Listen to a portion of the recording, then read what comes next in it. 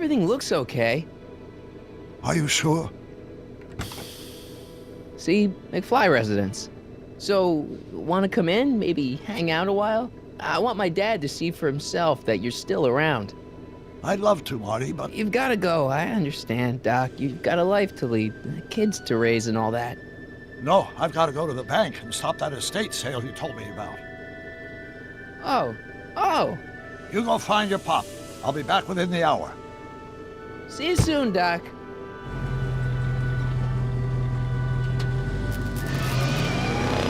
All right.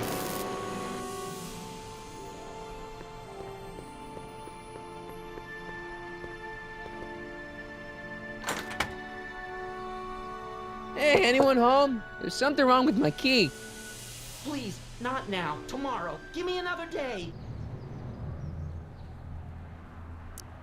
It's Marty, Dad. Open up. Marty? No, that's impossible. Marty was run out of town. I've got a bad feeling about this.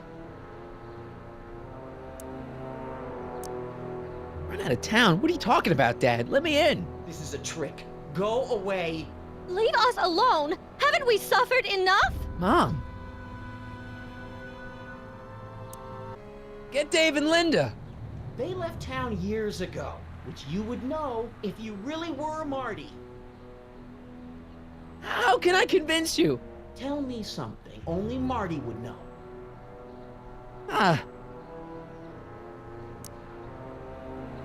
I've got a scar on my left knee. From what? Skateboarding down the courthouse steps when I was 12. That's right. Oh my lord! What are you waiting for, George? Let him in! Stupid locks. Marty! Oh my God, Dad. What happened to you? What do you think happened, butthead? Biff. I thought we told you to stay out of town, shrimp. Biff. Whatever's going on, I'm sure we can handle it. Reasonably. Who were they? Like you don't know Cliff and Riff. What do you think we should do with them, baby bro? What we should have done years ago, big bro. I'm gonna enjoy this, McFly. Wait, I'm trying to process here.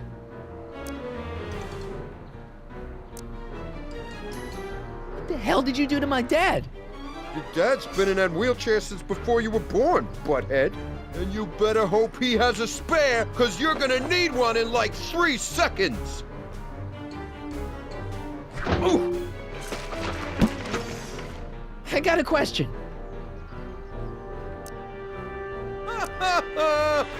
What are you guys doing here anyway? It's that time of the month. Time for Georgie to pay up. We usually take the payment in cash, but this month we can take it out of your hide. Hey! And another thing. Look, can't we bury the hatchet already? Even better idea. I bury this 9-iron up your backside.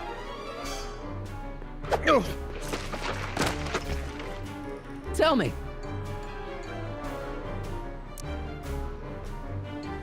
Why can't you pick on somebody else? We do. We pick on lots of guys. It's kind of our thing.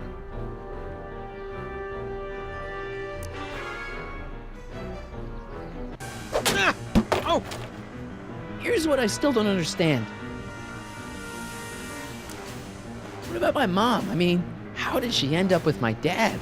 Beats us. Guess she has a thing for losers. She could have had any one of us, but she went for old Gimpy McFly.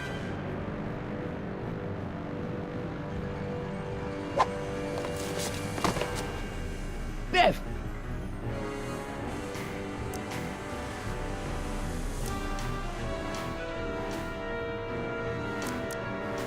So now the Tannens are some kind of minor league mafia? Hey, watch who you're calling minor league.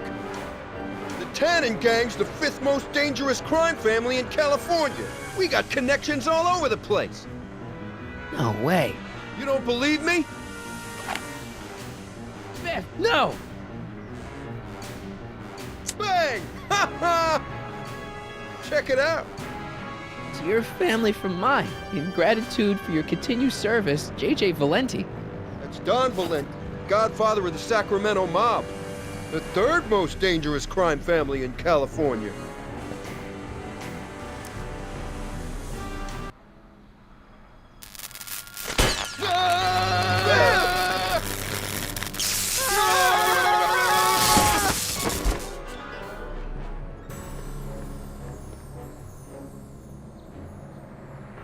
Piece of cake.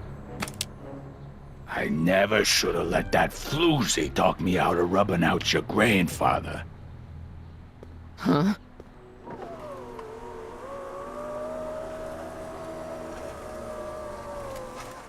Kid? No one in Hill Valley messes with the Tannen family.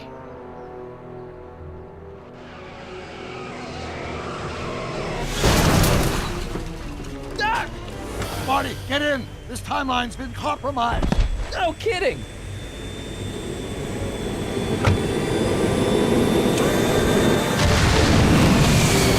Somehow, something we did in 1931 allowed Kid Tannen to escape his date with justice. As a consequence, the Tannens have been unchecked in Hill Valley for over 50 years.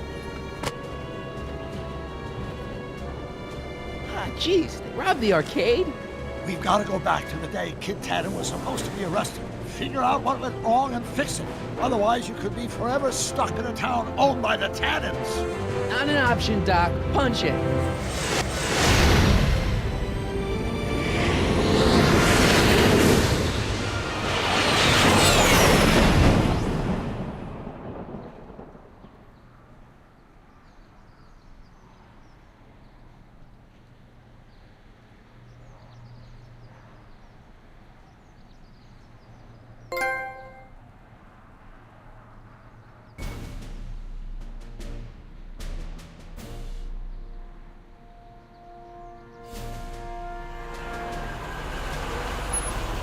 Okay, Doc, let's run through this again.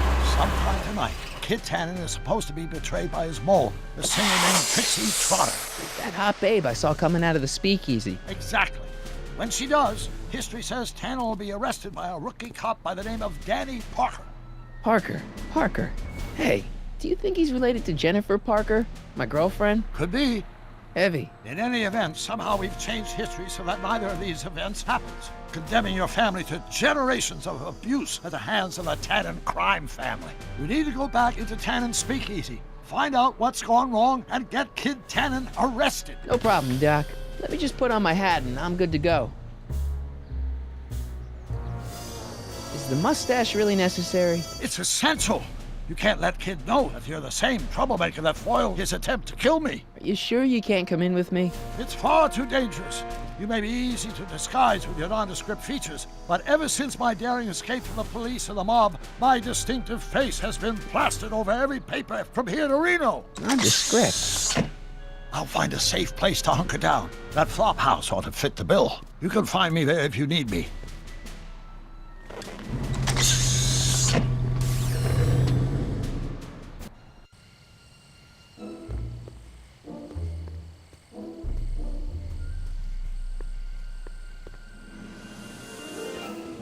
Pardon me, sir.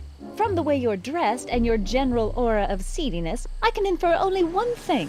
You're heading for Tannen's speakeasy. Am I right? No. At least you possess enough shame to lie about it. Unfortunately, I don't have the power to stop you, but I beg you to tarry here a few more seconds and listen to my song. Me, me, me, me, me. You say you've lost your self-respect, but you should care. What in heaven's name? Oh, sorry, Miss Strickland. Just a little experimental prototype gone momentarily awry. Mr. Brown, why is there a dog in that vehicle? Why? Well, to advance the human condition, of course. Hello, Mike. Mike? Mr. Corleone, what are you doing in that getup?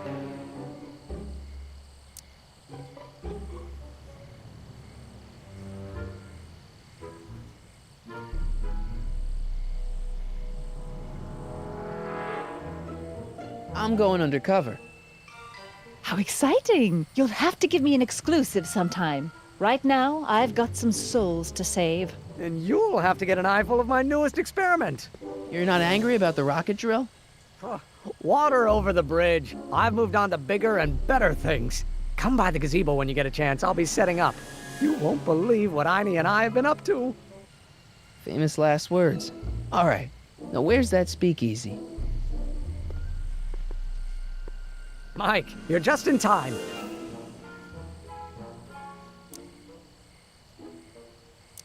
What's the story with the little car and all this equipment?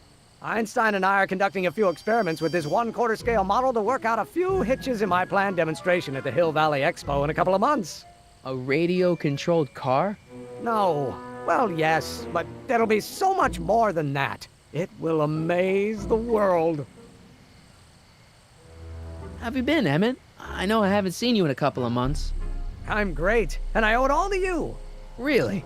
Yes, that argument I had with my father during our jet drill experiment gave me the incentive to finally quit that dreary court job. I've committed myself full-time to a life of science. So, thanks for watching Einstein while I've been away. It's been a pleasure. He's proven to be a surprisingly willing test subject. It's almost as if he's been working with me for years. More like decades. Aha! Got it! Got what? I'll show you. Ready to go, Einstein?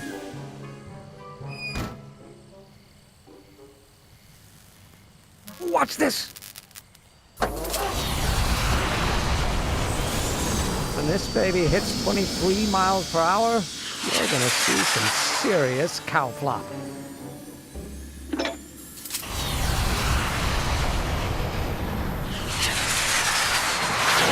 Einstein! No! Get him out of there! Not to worry. I've got a fail-safe eject mechanism around here someplace.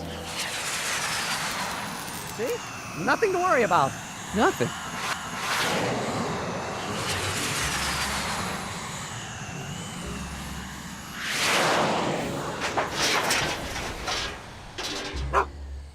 I'll go see if I can find something to help. Or someone.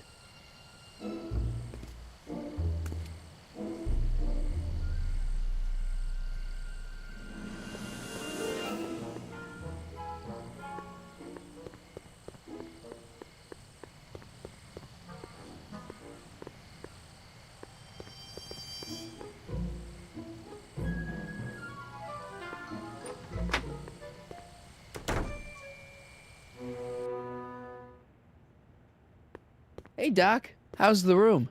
It's a little cleaner than I would have imagined for a Depression-era flophouse. How are your investigations going? Where'd you park the DeLorean? I hid it in the DeSoto lot. Nobody's buying cars these days, so it should be safe in there. Hey, who did burn down Tannen's original speakeasy anyway? I still don't know. I'd really like to find out before we go home. I never did get a straight answer about why you came back to 1931 in the first place. It's, personal. When this is over, I'll tell you all about it. I'm gonna hold you to that, you know. Can you explain all this? I'm confused. It's very simple. In the original timeline, Timeline A, the speakeasy arsonist was never caught, creating one of Hill Valley's enduring historical mysteries. Okay. When I traveled back to 1931, I created Timeline B, in which I was misidentified as the arsonist and subsequently killed by Kid Tannen's goons.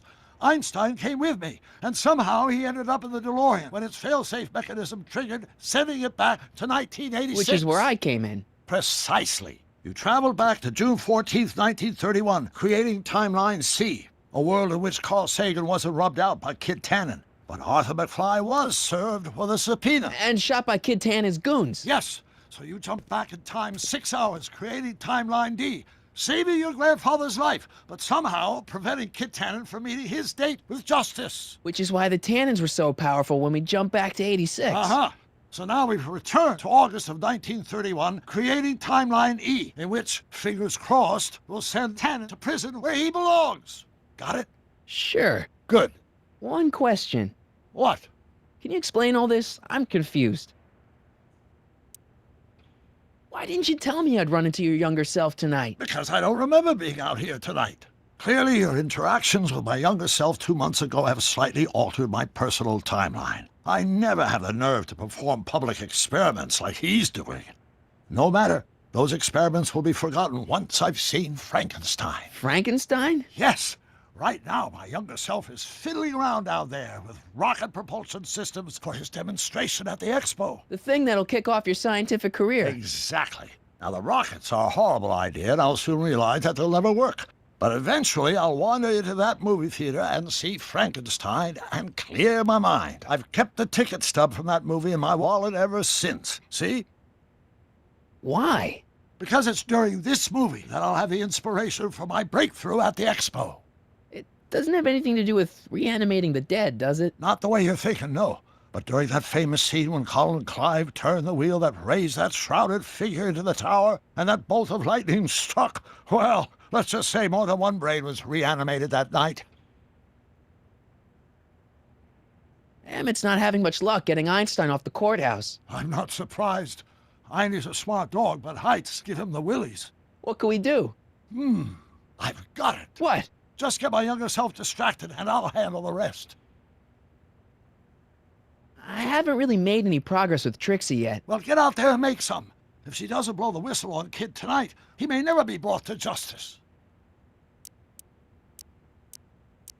Why are Tannens always such jerks, anyway? It's hard to say. Rogue Neanderthal genes in their DNA, perhaps. Just keep your head low, Doc. I'll be back soon. I'll keep an eye out for your grandfather.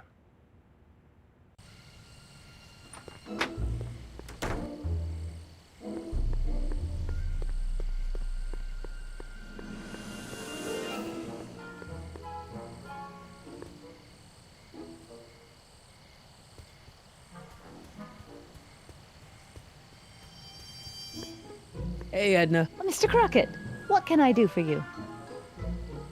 Hey, I got a hot lead for you. Oh, what is it?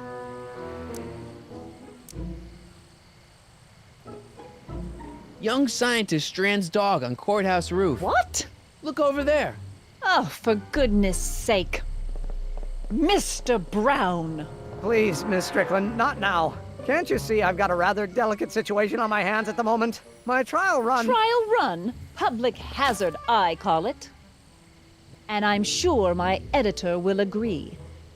This scientific enterprise of yours represents a clear and present danger to public You know safety. what represents a clear and present danger to public safety? Your singing voice. There's no need to get personal, Mr. Brown. Believe me, I have no intention of getting personal with you. I'm relieved to hear it.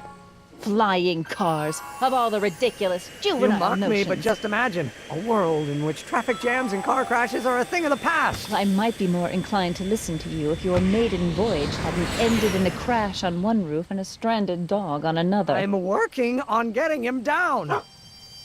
Einie, how'd you get down? Clever dog. Well, fortune favors you tonight, but I warn you to be more careful in the future. Now, how to get that rocket car back down?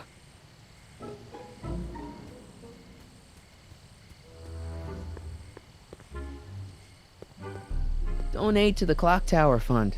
What's wrong with the clock tower? It's not broken, is it? Not in the slightest. Whew. It's just painfully drab.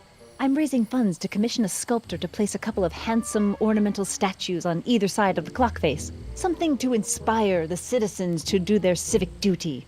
Something like lions? Or gargoyles. You can't beat a good gargoyle. Edna, What? what are you doing out here in the middle of the night? Saving people from alcohol, vice, and disorder. And also keeping a lookout for hot stories. You'd be surprised how much news breaks on this corner. Broken any stories tonight? Only the usual. Mayor Thomas trying to slink out of the speakeasy. Frankie Needles crashing his car into a fire hydrant. Nothing that'll get me the front page. What's going on with you and Emmett? The last time I saw you, you seemed to be kinda interested in him. That was before I belatedly realized that his agreement to host my Stay Sober Society was a clever ruse to ferry barrels of hooch to his so-called laboratory. Sorry about that. Now his very presence fills me with an irrepressible urge to pick at his philosophical and intellectual foundations with every tool in my vocabulary. So you're not dating? Dating? The mere thought of romantic involvement with that undisciplined techno-anarchist is preposterous. Good. What's Kid Tannen been up to for the last 2 months? Didn't you hear? It was in all the papers. I've been, traveling. Well, the feds were all set to arrest Tannen on tax evasion charges. Seems they'd gotten Tannen's books from his accountant. I heard something about that, yeah. Well, the accountant disappeared, unsurprisingly. But the feds still thought they had a case. After all, they still had the books, right? Right. Wrong. The day before the trial, the books up and vanished right out of the court's evidence locker. No. Lots of fingers were pointed, but honestly, the whole town's so corrupt that it could have been anyone. Court clerks, cops, janitors. Do you know anything about Officer Danny Parker? Parker? Just another soul lost to the twin vices of booze and despair. I've asked him to tell me his story for my column. Sort of a cautionary tale, but he's never in the mood to talk to me. So kids walking around free? Free, clear, and laughing it up in his new speakeasy. The feds want to bring a case up against him, but without those books, they've got nothing.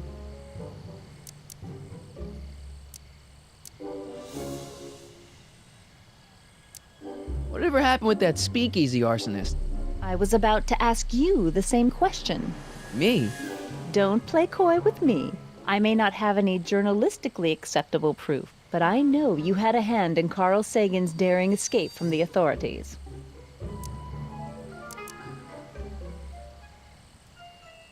What have you got against dogs, anyway? They're smelly, rude, completely unable to take care of themselves, and frankly, they're not very bright. If I had my druthers, dogs would be banned from public places. Harsh. It's a harsh world, Mr. Corleone.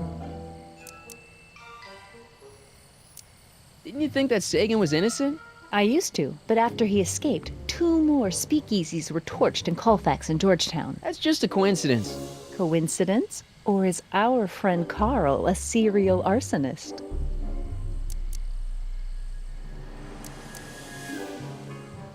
I'm pretty sure that Carl Sagan didn't start those fires. We'll see. One of the reasons I'm camped out so close to Tannen's new speakeasy is it gives me the chance to catch the arsonist in the act. It'd make a great story for my column.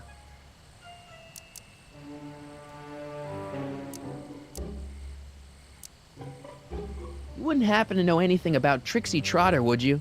Kid Tannen's latest conquest? Well, she claims to be a lounge singer from Seattle, but my sources in Washington have never heard of her. I mean, honestly, Trixie Trotter, what kind of name is that? Couldn't Kid be brought up on other charges like, say, running a speakeasy? In a perfect world, yes. But no one in town seems to care about prohibition anymore. The feds are only interested because of the lost tax revenue. What was that song you were singing earlier? Do you like it? I wrote it myself. It really gets the toes tapping at the Stay Sober Society meetings. Although I suppose that could be the Shakes. Would you like to hear it again? Sure. I knew if I waited long enough, somebody would request it. You say you've lost your self-respect, but you should care. It's not too late to redirect and start to care. Don't despise the good and pure. Time to rise up from the sewer. Wash off all that foul manure. Show the world you care. You should care. You should care what people think of you. Of goals that you could name, reclaiming your good name is what you ought to do. You should care. You should care. If your reputation is in disrepair, it's not going to hurt you to reclaim your virtue, for you should care. Catchy. You really think so? Yeah, it's, got a good hook to it. One needs a good hook if one is fishing for souls. See ya. Keep fighting the good fight.